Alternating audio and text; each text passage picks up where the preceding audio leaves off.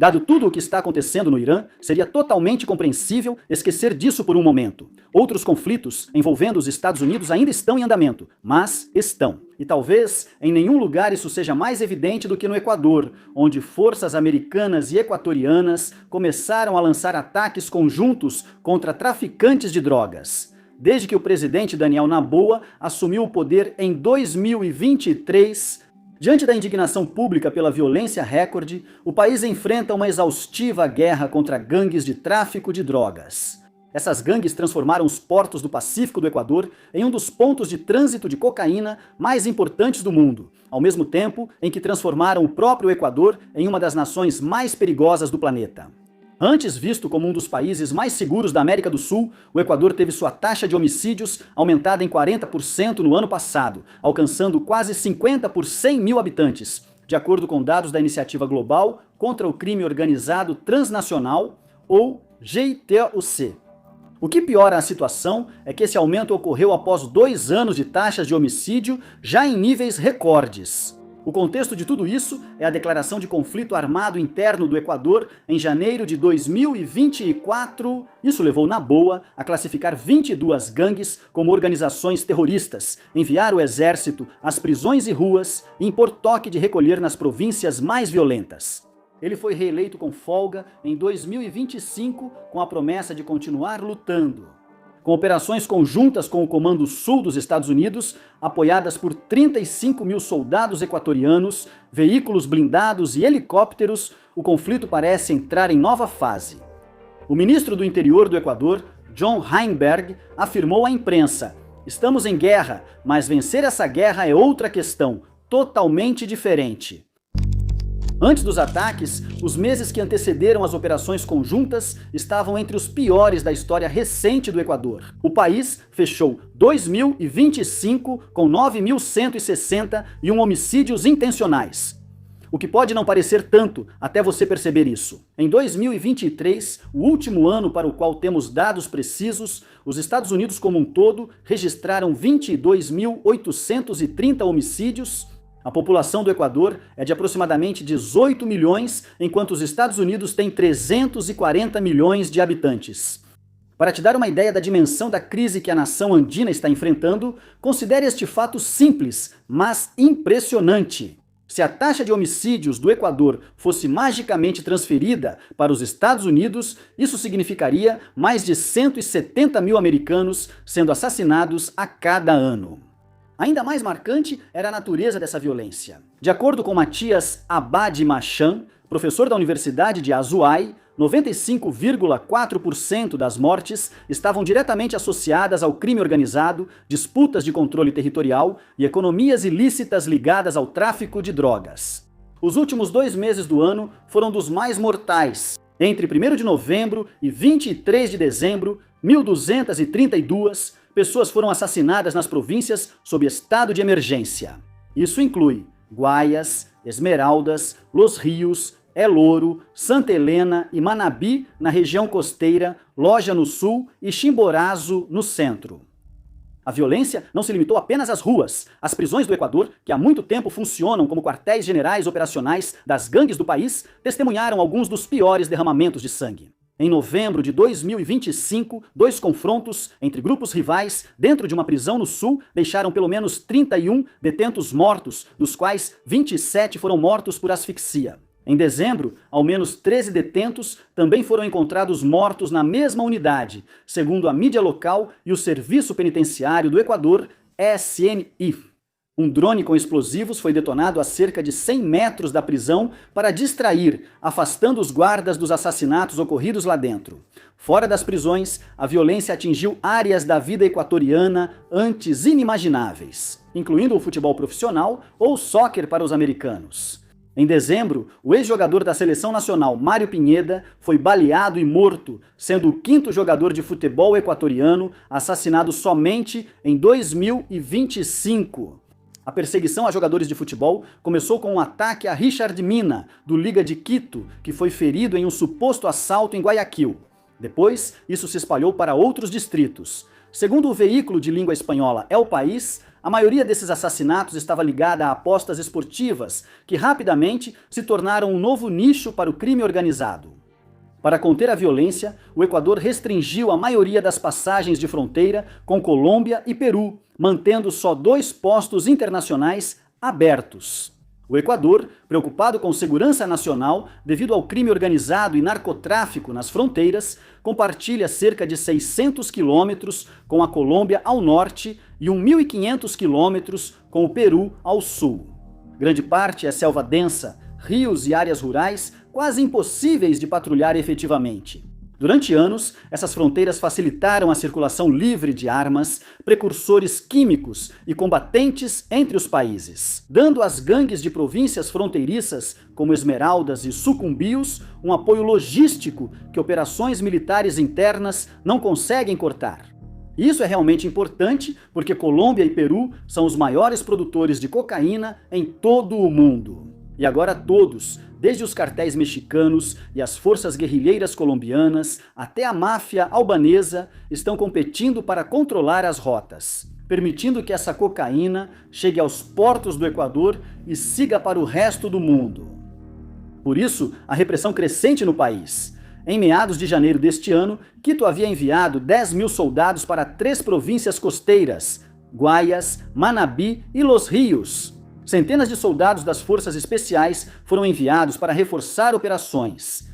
O ministro da Defesa, Giancarlo Lofredo, ordenou ao alto comando militar que opere indefinidamente em Guayaquil, com tropas fiscalizando portos marítimos cruciais para o tráfico de drogas. Em um comunicado, o Ministério da Defesa deixou claro que faria tudo o que pudesse para eliminar a ameaça.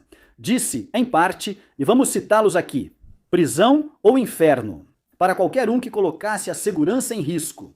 Em meados de fevereiro, ficou claro que nem mesmo a da ameaça do próprio inferno era suficiente. No dia 16 de fevereiro, 75.000 soldados e policiais foram enviados para 4 províncias, Guayas, El Oro, Los Rios e Santo Domingo de Los Tsáchilas, acompanhados por um toque de recolher noturno das 23h às 5h. O ministro do Interior, Heimberg, informou que tropas usaram artilharia para destruir alvos na região, mas não detalhou o que foi atingido. Nada disso conteve o sangramento, então Quito pediu ajuda a Washington.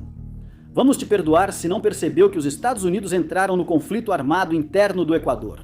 O foco no fogo, no Oriente Médio, tem sido tão grande que até conflitos muito acompanhados, como o da Ucrânia, estão sendo deixados de lado nas notícias. Mesmo assim, foi isso que os Estados Unidos fizeram, entraram na guerra.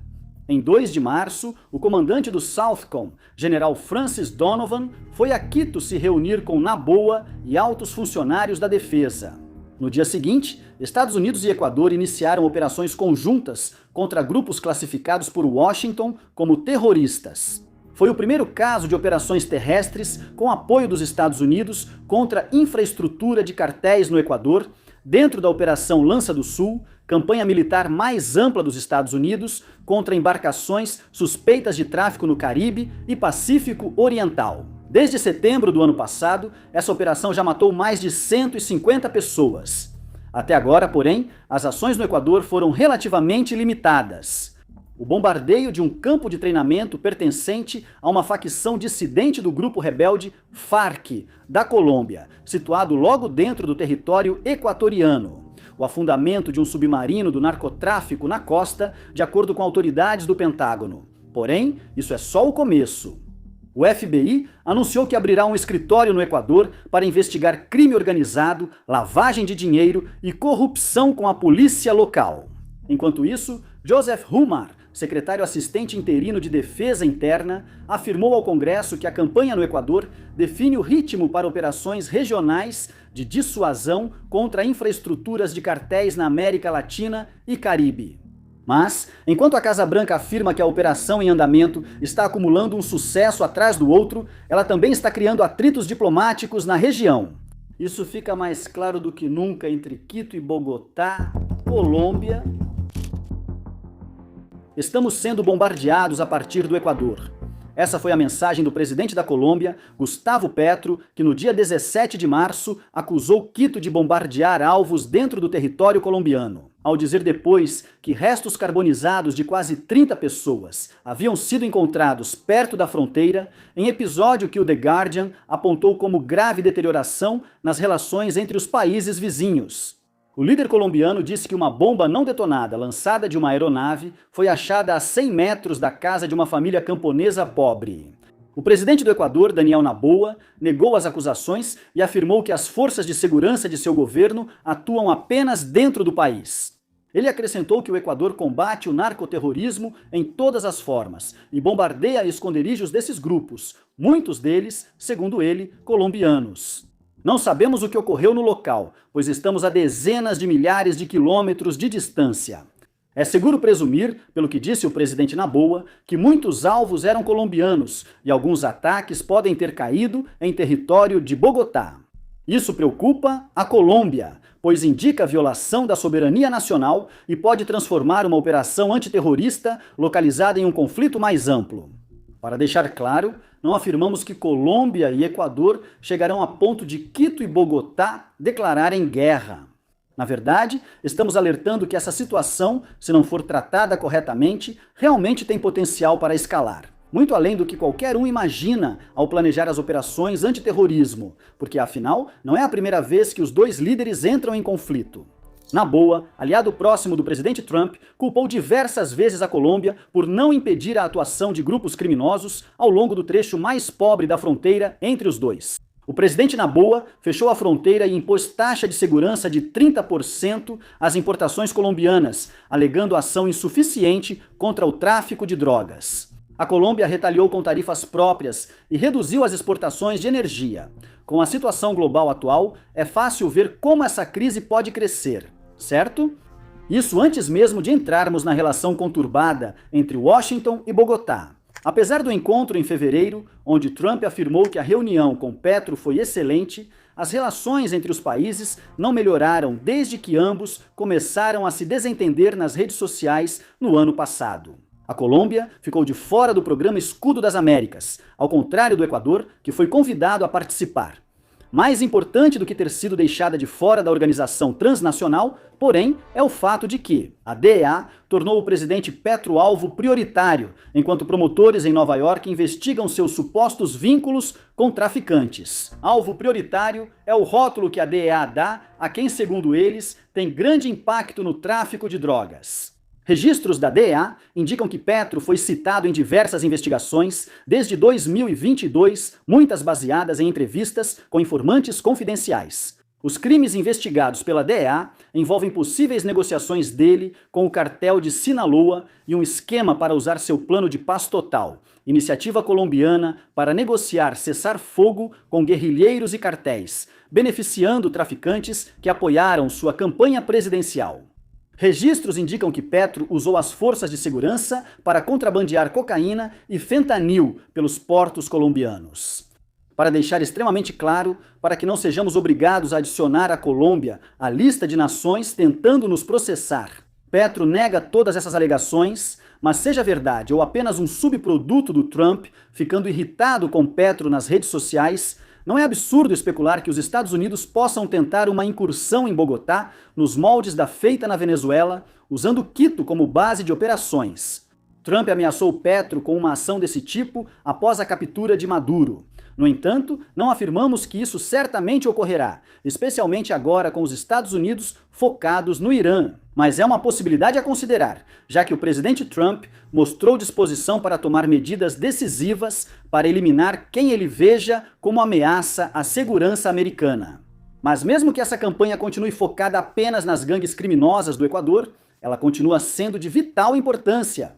Não apenas por causa do envolvimento dos Estados Unidos, mas por causa do impacto sobre o povo desta nação andina, os civis. Para encerrar este vídeo, queremos reservar um momento para falar sobre os civis pegos no fogo cruzado, entre as campanhas de bombardeio do governo de um lado e as gangues violentas e saqueadoras do outro. Moradores de San Martín, vila agrícola com cerca de 27 famílias, denunciaram que ataques aéreos bombardearam suas casas. Disseram ao Estados Unidos Today que os ataques tinham como alvo as terras agrícolas, não os traficantes de drogas. A AFP visitou a área e encontrou prédios em escombros, animais mortos e árvores destruídas. O líder comunitário Vicente Garrido afirmou que os agricultores perderam tudo. Crucialmente, não havia sinal de tráfico ou produção de drogas. Embora isso possa ser porque as gangues moveram seus materiais antes do início da campanha de bombardeios, existe a possibilidade de que os ataques tenham atingido no local errado. Como vimos com as mortes trágicas das estudantes iranianas, até a melhor inteligência pode levar a tragédias. Moradores disseram que, além do bombardeio, soldados equatorianos queimaram casas para garantir que estavam vazias. Moradores disseram ter sido presos, vendados, agredidos e ameaçados antes de serem levados de avião a uma base militar e mantidos lá por horas.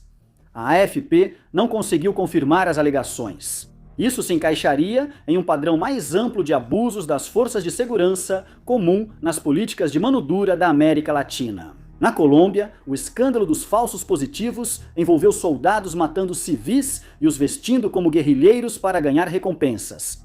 No Equador, 4 adolescentes foram sequestrados por membros da Força Aérea a caminho de casa depois de um jogo de futebol em dezembro, e seus corpos carbonizados apareceram na véspera de Natal. O Ministério da Defesa do Equador negou irregularidades e afirmou ter cooperado com Washington para validar informações de inteligência sobre o local no nordeste do país antes dos ataques aéreos. Eles também disseram que a propriedade não podia ser considerada fazenda, pois não havia gado nem atividade produtiva semelhante. Quito disse que a fazenda servia de esconderijo para o líder de um grupo colombiano de tráfico de drogas e também como centro de treinamento para 50 traficantes. Agora, obviamente, está além das nossas capacidades como canal afirmar com certeza quem está certo nessa disputa. A história mostra que quando estados latino-americanos escolhem repressão violenta, civis frequentemente são pegos no caos. Mas é verdade que a linha entre civil e traficante de drogas pode ser extremamente tênue.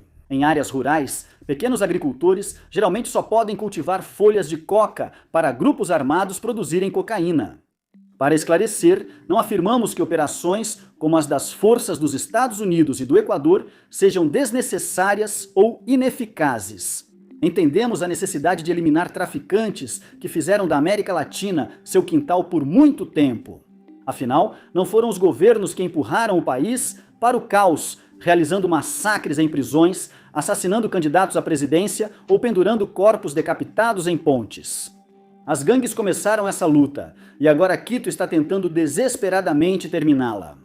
No entanto, está claro que o governo equatoriano precisa agir com cautela ao realizar esse tipo de campanha. Por quê? Embora políticas de mão dura às vezes possam funcionar, como vimos em El Salvador, a história mostra que elas geralmente são excelentes para criar a próxima geração de insurgentes revoltados. E isso é uma receita para um ciclo interminável de violência, morte e destruição.